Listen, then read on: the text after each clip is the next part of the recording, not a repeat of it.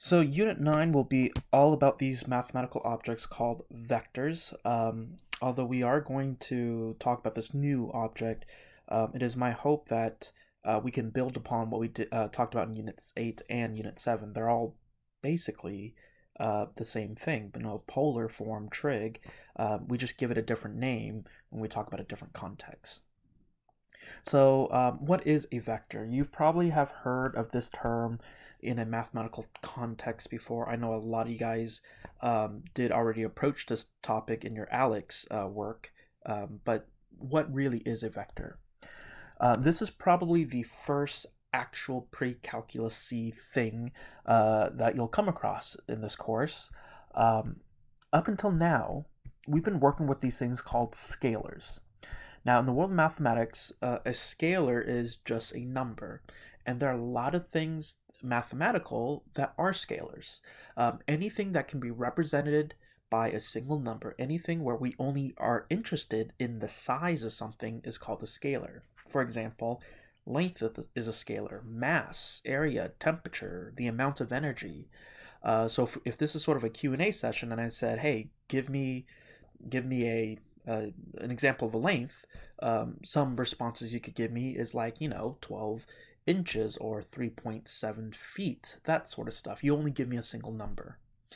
Vectors, on the other hand, is where the magnitude, the size is important, but also the direction of that object.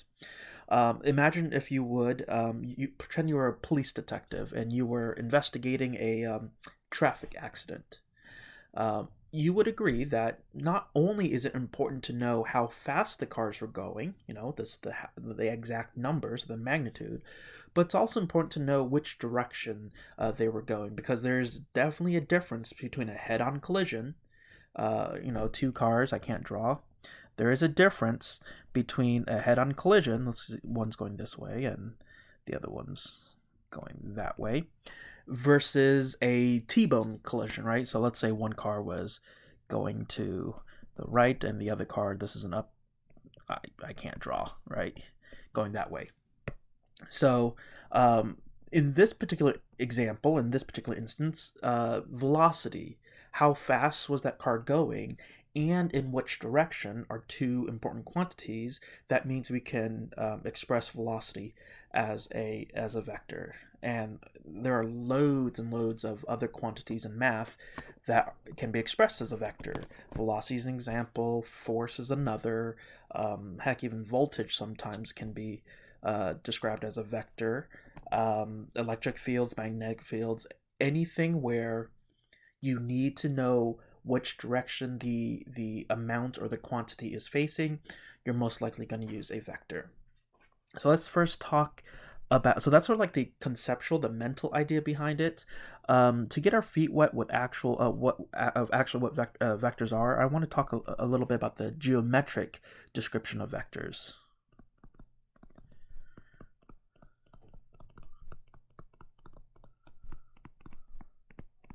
We'll do all the algebra, the analytical stuff tomorrow. Today, I just want us to take some broad strokes about what a vector is.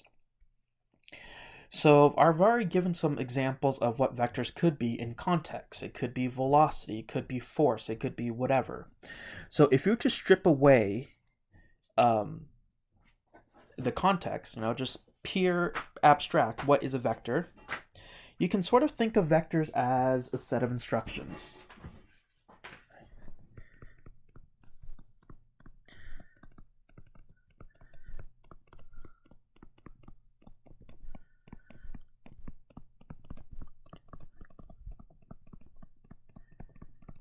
Instructions to go from point A, called the initial point, to point B, called the terminal point.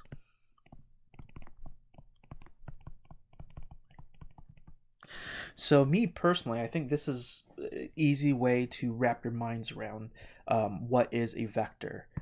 So imagine you had 2 points in space, right? I'll call point A, point B. So this I'll call the initial point, and this here the terminal point.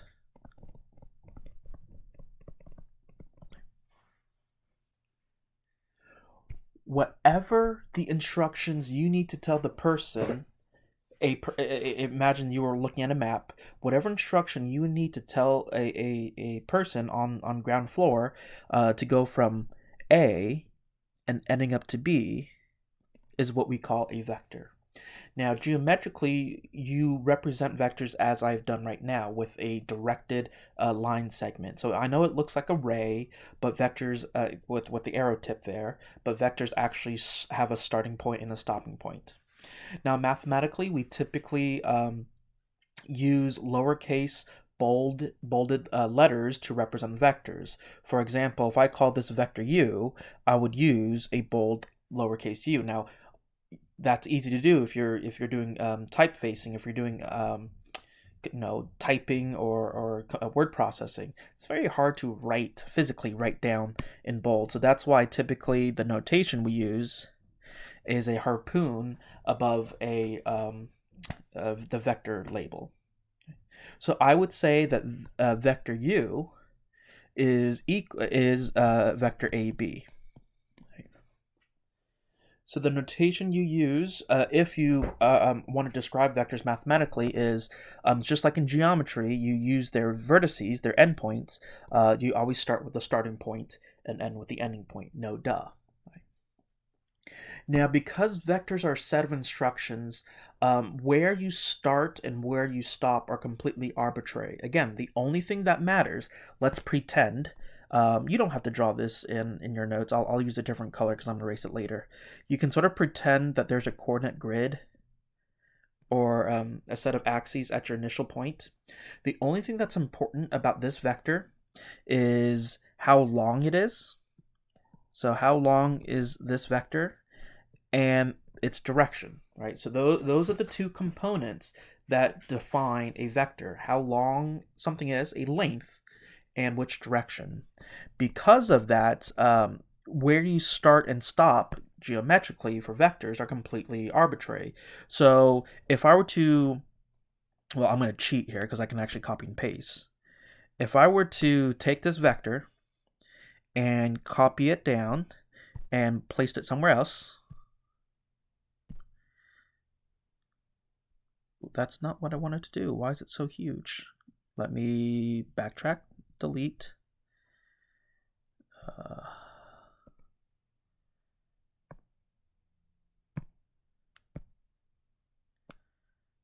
I guess I should have done try this out before doing it live on the video.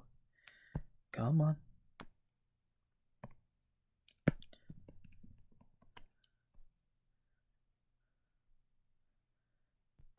There we go. Okay, I guess I'll freehand this. Since a vector is only defined by a length and direction, it really doesn't matter where I start this vector. So if I were to draw this guy here, and I'm going to try to get the angle the same and the length the same, so that's pretty good. I'm going to eyeball it. Or if I started here, or if I started down here, or if I started right here, it really doesn't matter where your initial and terminal points are. But all of these, mathematically, are technically the same vector. Right? So that's sort of a key important idea.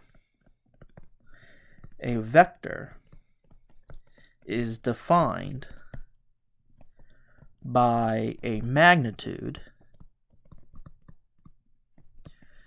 And you can sort of think of magnitude as the length or the amount. And its direction. And I think direction is pretty obvious to know what it is, but you can sort of think of it as its angle. So two vectors are considered equivalent, or two vectors are considered identical if they have the same magnitude and same direction. It really doesn't matter what point you start at. If we're talking about vectors, we're really not interested in the initial and terminal point. We're interested in how long is something and what direction you're facing. Because vectors can be thought of as displacement, as set of instructions to move, geometrically to add, subtract, multiply vectors is pretty straightforward. So let's talk about the geometric idea of adding and subtracting vectors. Again, we'll take a look at the analytical or the algebraic side idea tomorrow. So, if vectors can be thought of as sets of, quote, walking directions, then vector addition geometrically can be thought of as chaining these directions.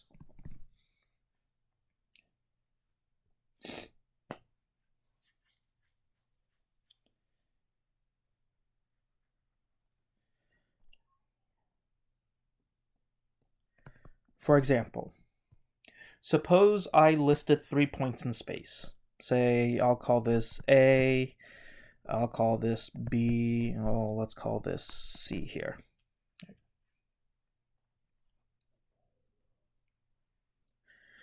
Let's draw some vectors in.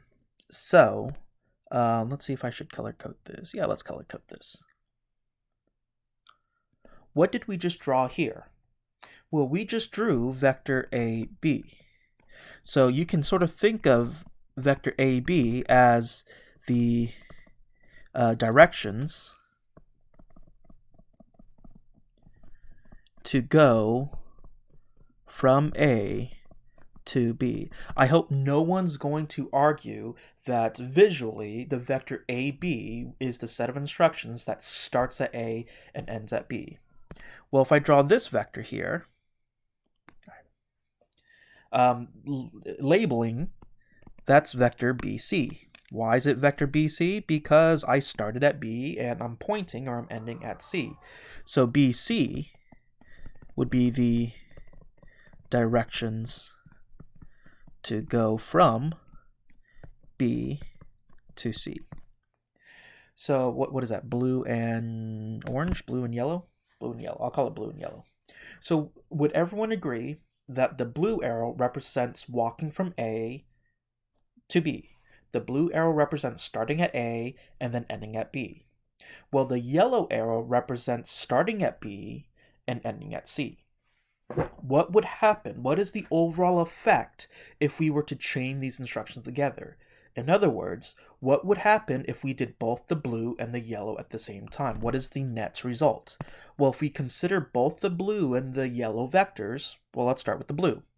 I'm starting at A, and if I travel to the blue, I go to the B, and then if I travel the yellow vector, I start at B and go to C. So would everyone agree that if I were to chain these vectors together, if I were to put these vectors together, the overall journey is starting at A and ending at C?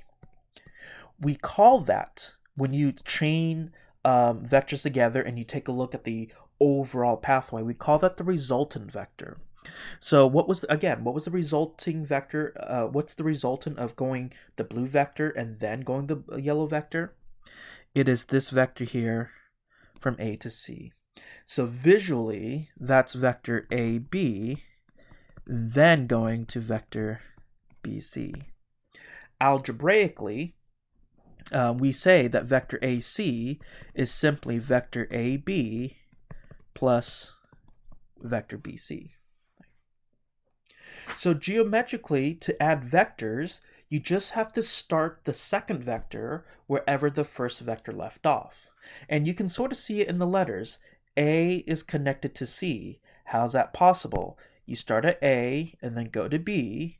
Once you're at B, you can go straight to C. So it's sort of like linking the letters together. So we're not going to draw this out, but if there's a bajillion different ways you can write you can break down vectors.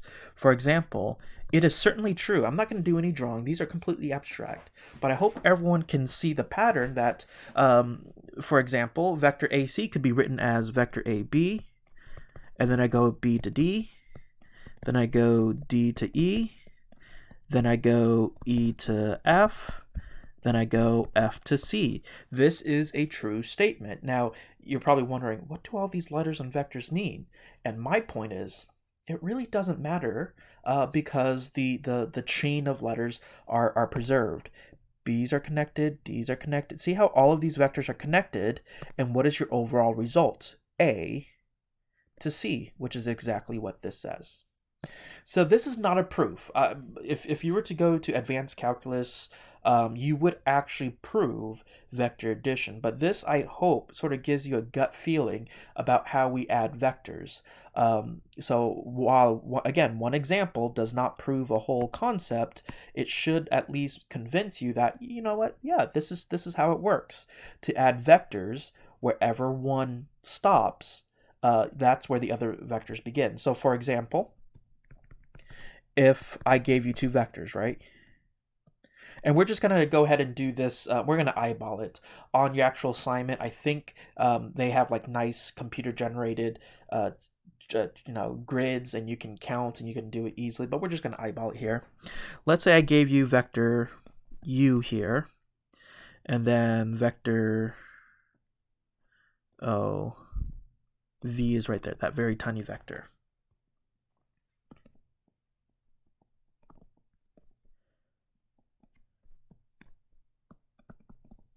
Right. And I asked you to find vector u plus v. All you got to do is just put the vectors on top of each other geometrically. Again, where one stops, the other begins. So let's start with u. And again, I'm just going to eyeball this. I'm not going to, break out a protractor to get the right angle, even though I should. I think vector u is somewhere, it looks something like this. Right? I think that's, that's almost 40... 38, so not too bad eyeballing it.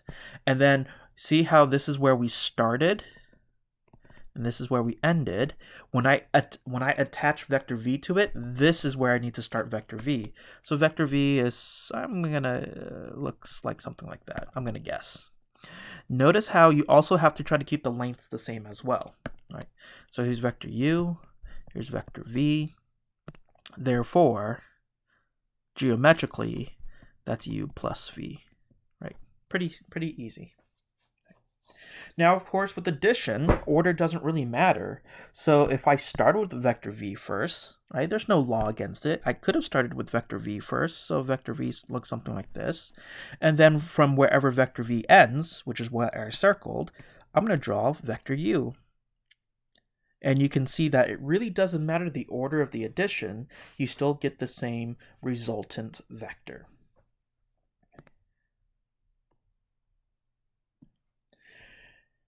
Now, one thing to note, since vectors are 100%, well, 50, I guess 50%, 50% direction, 50% magnitude, since vectors are defined by a magnitude at a set direction, the direction of the arrows matter.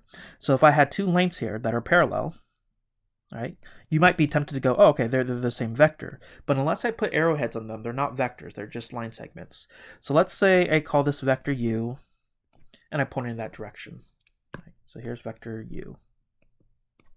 Well, if I were to point it in the exact opposite direction, that is now negative u. So this is sort of the geometric idea of negative vectors. So the geometric idea of negative vectors is just pointing in the opposite direction. And you'll see that that matters, especially when it comes to subtraction. Therefore, subtracting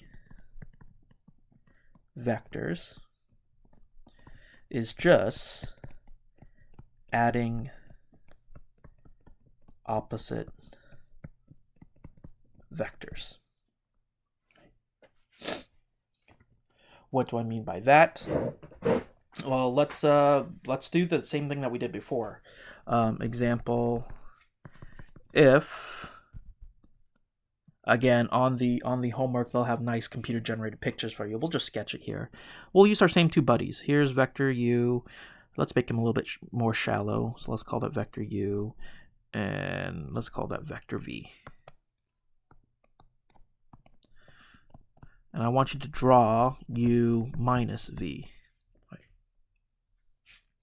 Well, the idea is that u minus v is just u plus a negative v, right? I mean, that's just algebra 101. So, okay, let's do this. Therefore, u minus v looks something like this. I'm going to draw u. Again, I'm just going to eyeball it. I really should be using a protractor, but it's the idea that matters. And then if v, I'm going to do this in a different color. If v is this vector here, I think it needs to be more narrow. If v is like that, therefore, then opposite v or negative v should be the exact length in the opposite direction. So this guy right here should be negative v. Right? Oops, I drew it in the wrong spot. Ha ha ha. I didn't listen to my own advice. So I got to start v where vector u ends. So let's say that's v right there. So then therefore negative v should be in the exact opposite direction. So what is u minus v? There's u minus v, right? So to subtract is pretty simple. It's pretty straightforward. Just add the opposite.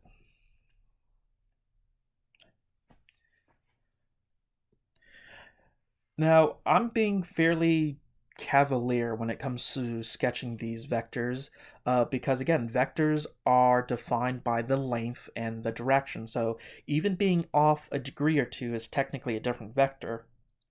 But if we're doing a quick sketch, it doesn't matter too much. But you should get into the habit of trying to draw things to scale, because that's exactly how you scale vectors, right? So scaling vectors may be represented by different lengths. For example, if I call this vector u, then 2 times u should be, well, twice as long, right? So then I'm going to eyeball it. That looks about like twice. Then this right here should be 2u. If I multiply by 3, it should be 3 times as long. So here's 1, here's 2, here's 3. Again, I'm just going to eyeball it. So that should be 3 times u. And it works, oops, not double head. And it should work with any fraction as well. So if this is u, then 1/2 is u should be 1/2 as long. That looks about like 1/2, yeah.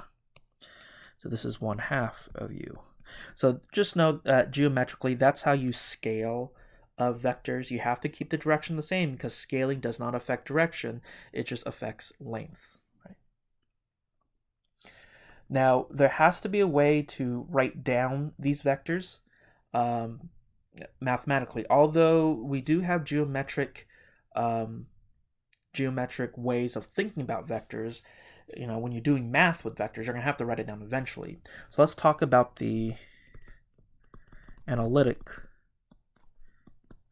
description of vectors, right?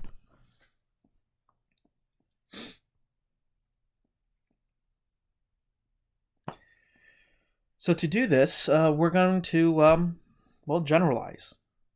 So let's take a random Cartesian plane. And we know that a vector has a set starting point and has a set ending point, a set initial point, a set terminal point. We don't know exactly where these, if I want to generalize, I can't use numbers, I can't use tick marks. So let's just put any 2 random points on a grid. Heck, I can probably get rid of this too. It doesn't really matter. Well, actually, no, let's just draw it in. Just to make the picture easier, let's put them both in the first quadrants. It really doesn't matter where I put these points, but just to make the picture easy, let's put in the first quadrant. Let's just call this the initial A and the terminal B. So these guys have coordinates, right? Well, I don't know what coordinates they are, so let's just call it x1, y1. And this coordinate here is x sub 2, y sub 2. Right.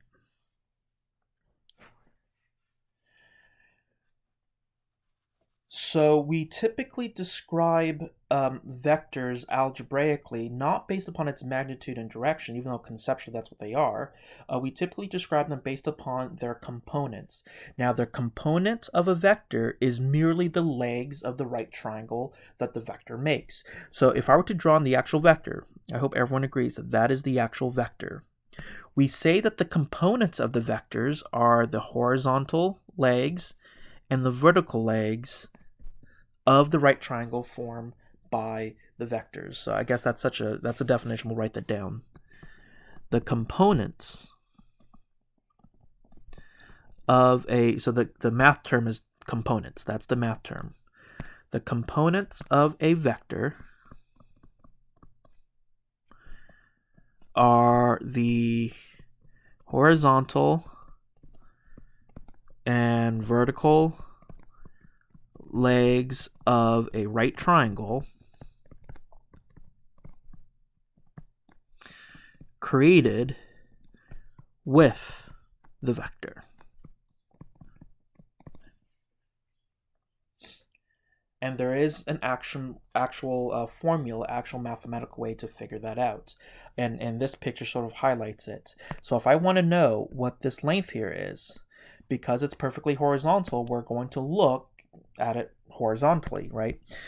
So why is this coordinate A called x sub 1, y sub 1?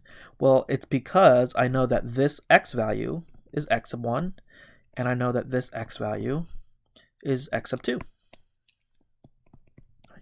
So just by using geometric subtraction, this length here should be the difference of those two x values, x sub 2 minus x sub 1.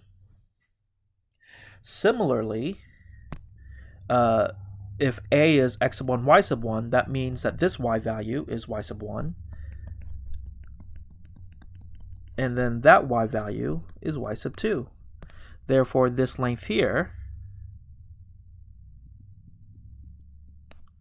should be the difference in the y values, y sub 2 minus y sub 1. Right? So we say those are the components. Right? Before we write this down, let's go ahead and talk about notation.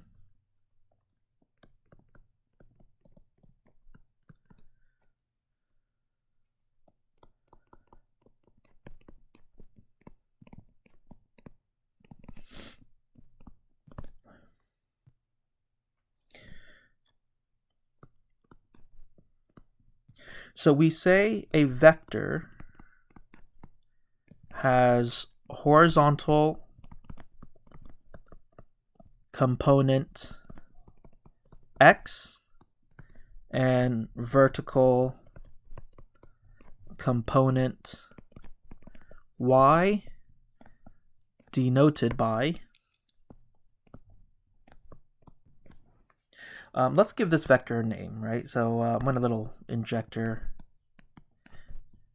We say a vector u. Let me squeeze that in. We say a vector u has horizontal component x and vertical component y, denoted by, there is this pointed bracket notation, x comma y. We also use this I and j notation, xi vector plus yj vector. Because the I vector is typically denoted as the horizontal unit vector, and j is denoted as the vertical unit vector. Right. It is also sometimes written in stacked column notation, xy. I will say that this notation is typically common for students because it's easy to write, easy to understand. This notation is favored by some mathematicians that like to do mathy stuff with vectors because it naturally is algebraic. It has a plus sign. But the higher math you go, we typically like to use the column notation because it makes abstract or analytical dealings with vectors nice, neat, and pretty. Both of these are equivalent.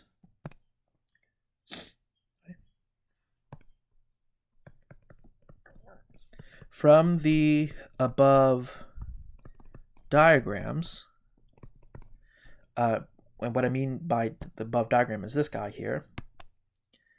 From the above diagrams, we can see that the horizontal component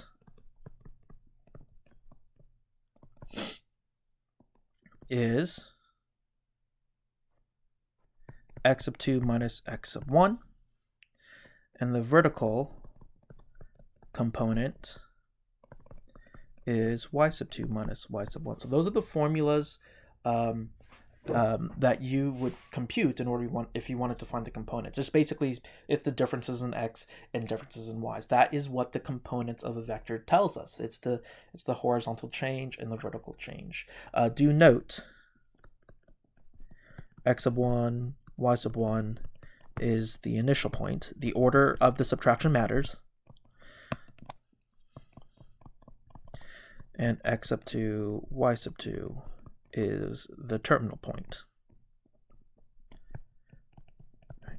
So when you want to find the components of a vector, it's always final minus initial. Just like with any calculations of change, when you calculate the change in velocity in physics, when you calculate the change in your bank account, if you calculate the change in anything, how much did my electric bill change? You always do the later bill minus the earlier bill. You always do the final value minus the initial value.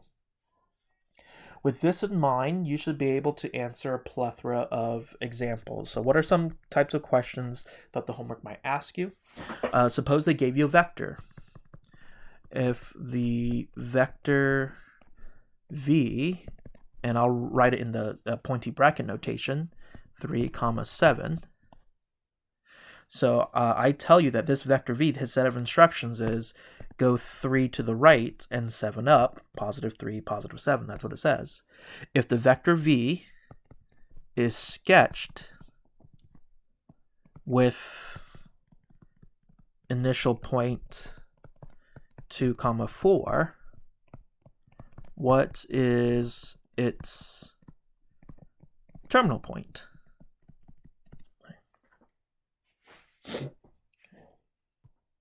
So before we do this mathematically, let's see if we can't understand it algebraic conceptually.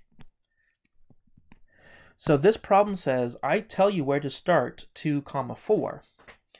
If this is the vector in component form, where would this vector end if we started here? Now, again, we'll solve this by writing down math, but let's see if we can't understand the idea. Remember that you can sort of think of vectors as a set of instructions. This vector, 3, 7, says you have to go 3 to the right and 7 up. Well, if I tell you, hey, we're starting at 2, 4, listen to your vector to find the terminal point. From 2, 4, if I went 3 to the right, where do we end up at? I hope everyone agrees that's x equals 5.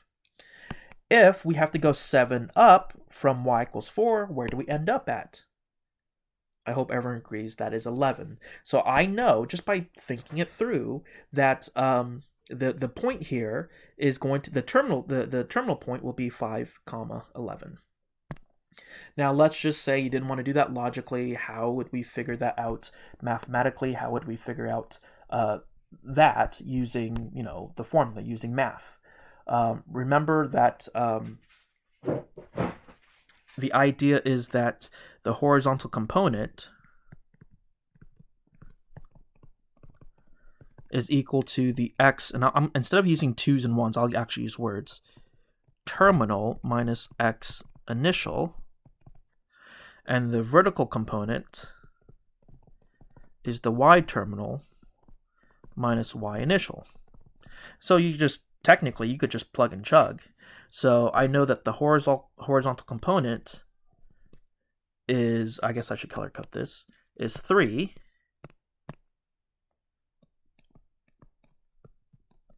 What's the x terminal? We don't know.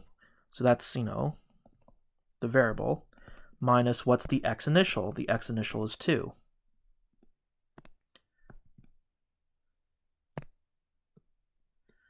So we can see that the x terminal is 5. And you can do the same thing for the vertical components. That the vertical component, which is 7, so we have 7 equals the y terminal, we don't know, that's what we're solving for, minus the y initial. What color I haven't used? I haven't used this color yet. And the y initial is 4. So therefore you can see that the y terminal is 11. So the terminal point is 5, 11. Right. So I'm going to stop here because I'm going to take this slow and steady. I want us to definitely have a concrete understanding of what vectors are in its component forms before we actually do dive in deeply into the concept. So that's what we're going to stop here. I just want to make sure you understand you can visualize vectors in your mind. You can find initial points. You can find terminal points. You can sketch them. I want us to have the basic down cold before we actually do mathy stuff with it tomorrow. So good luck. And as always, ask questions if you have any.